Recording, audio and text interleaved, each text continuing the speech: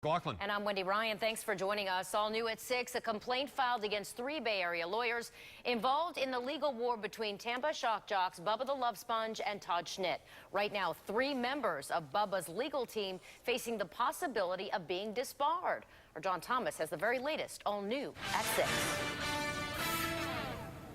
You know, you remember this case. It started as that shock jock trial. Bubba the Love Sponge, Bubba the Love Sponge Clem, and Todd MJ Schnitt.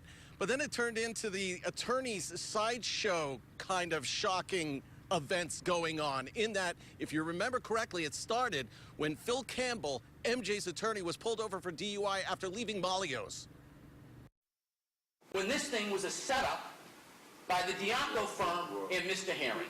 Allegations of a setup have now turned into the Florida Bar filing a formal complaint with the Florida Supreme Court, calling for disciplinary action against 3 attorneys from the firm that represented Bubba the Love Sponge: Stephen Diaco, Robert Adams, and Adam Filthout. It makes us all look bad. John Fitzgibbons, who represents Phil Campbell, feels the entire episode stinks, with those 3 attorneys at the center of the setup that involved one of their employees and a now fired TPD DUI sergeant. If you were making this decision, what would happen to these 3 attorneys? If I were deciding, these lawyers would never practice law ever again, period.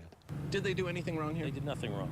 But attorney Greg Keogh, who represents the Diaco firm, claims there was no setup. Phil Campbell didn't even know that he was going to go to Malio's that night. So much for any evidence that was a setup. My clients are going to answer these charges, and I guarantee you they'll be vindicated. I think the destruction of evidence is their most serious offense, because that actually is a crime. From the outside looking in, Professor Jeffrey Schwartz feels this section of the Florida Bar Report right there, where it states that each attorney, Diaco, Adams, and Filthout, destroyed their text messages and voicemail, could be the smoking gun. That becomes not only evidence in this particular proceeding and in the investigation of the tribunal that was trying the case, but it's also evidence in Mr. Campbell's DUI case. Are they in trouble here? Yeah, they're in trouble. So when are we going to know how much trouble? In fact, if they're either going to get off or receive a slap on the wrist or possibly be disbarred? From this point, it could take another year.